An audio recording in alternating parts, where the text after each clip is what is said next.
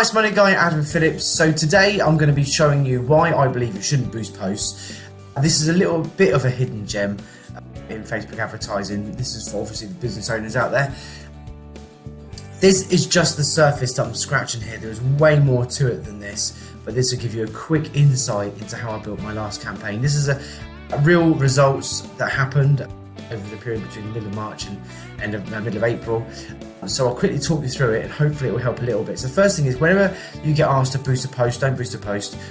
What I want you to do is go to facebook.com and then go to so it's facebook.com/ads manager.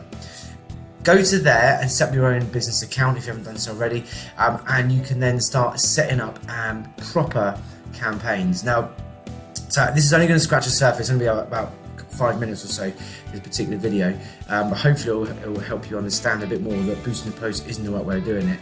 So you have three things you need to do. First thing you need to do is set up a campaign, then you have ad sets, then you have the ad itself. So the campaign is basically, what is the campaign for? Are you looking to get lead generation? Are you looking to make your brand, get your brand out there? Are you looking to get more visitors to your website?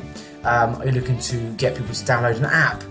Whatever your main objective of this campaign is, this is where you build that part there. So you'd call it, well, in this particular case, I've called this one Compare Kickstart. You see right down the bottom there, Compare Kickstart. And the objective was to get leads so I can talk to people about the Kickstart scheme. Once I've figured out what the objective is and I've named it, then I'm going to go to ad sets. And this is more about like the audience itself. So who are you trying to target? You don't want to put 18 to 75 male and female living in the UK, because that would suggest that everyone's interested in what you have to talk about, and of course that's not really realistic. And what you end up doing is just hemorrhaging money, because your advert will go to all these different people that aren't really interested. So for me, the Kickstart scheme is quite specific for the limited company directors out there. So that's why in ad sets, I wonder if I can get it in actually. Edit. There we go. So if we go into here, you can go to your audience. So I've got UK, name some of the larger cities around, and then I've drilled down into people who are interested in small business, who run a Facebook page perhaps, and are predominantly limited company owners. So then I've built my campaign, I've built my audience, and then it's the advert itself. Now the advert, you don't have to have just one and send it all out. What you can do, like I've done here, I've got 5 different adverts. All of them look very similar, but they all actually are different. This one has no banner or subtitles. This one has a white banner with red words and subtitles, a red banner with white writing and subtitles. This one has a different wording to this one, and then this top one is more like a 4K resolution, HD quality pictures and images that are just sort of stock that are made into a little video. As you can see here, the Compare Kickstart Copy 2 absolutely destroyed everyone else with getting 14 Facebook leads in that campaign. The second one down it got 2 leads. The others, no one seems to be interested in them videos, which is not a failure. It's great information. You go, right, next time I won't make a video like that, because clearly it isn't working. And then you can start setting up another campaign. I would obviously include this video here because that was the clear winner last time, but make another video, perhaps change the wording, perhaps change the length of the video, so on and so forth, change the look of it ever so slightly, and then redeploy it again, and you'll time after time you'll be able to see which is the clear winner.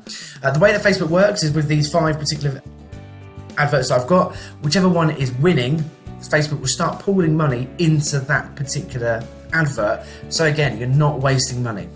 So this is a really, really brief, very brief outlook into it. You build your campaign, build your audience, you build your advert, and then there's way much more to it with Facebook marketing and so on, social media marketing, should I say. And Facebook has loads more information. It's not just what adverts you have, what audience there is. It will tell you way more information than that. So if I look at the video itself, you might want to say, well, how much of the video are people actually watching?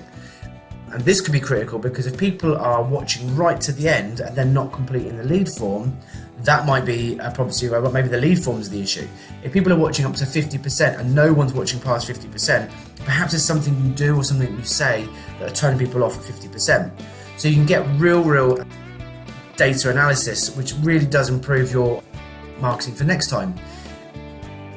So it could be the length of the video. It could be the video is 5 minutes long. People after 2.5 minutes just turn it off because they get bored. So this is where it's going to start drilling down into that data. So here we can see that 141 people watched 25%, 84 watched up to 50%, 50 watched up to 75%, and 23 watched up to 95%. So that's really real strong data there. So what I could do next is I would set up another campaign. Perhaps I might use the same videos, perhaps I might use completely different pictures and adverts, but you can set up another audience when you go back to the ad set, and you might say, well, I want the audience that's watched anything above 50% or more of this video, they'll get the second video. And this way your video on the second video was only going to go to those that are interested in what you have to say about, what you have to talk about, and your advert will only go to those that's viewed a previous video. So I hope that's helpful. It is a really brief introduction to what Facebook can do, but just from this alone, hopefully you can see why just simply boosting a post isn't necessarily a great idea.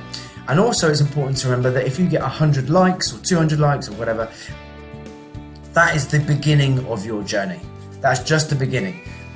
If you've got 50 likes one week and 1,000 the next, you don't stop at the 1,000 and go, yes, high five, we've cracked it, we've got 1,000 likes.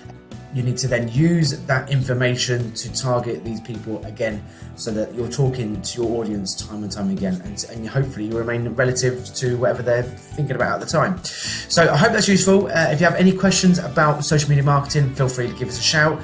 I'm not the guru in it at all by any standards, there's so much to it, but I'm more than happy to talk things through with you.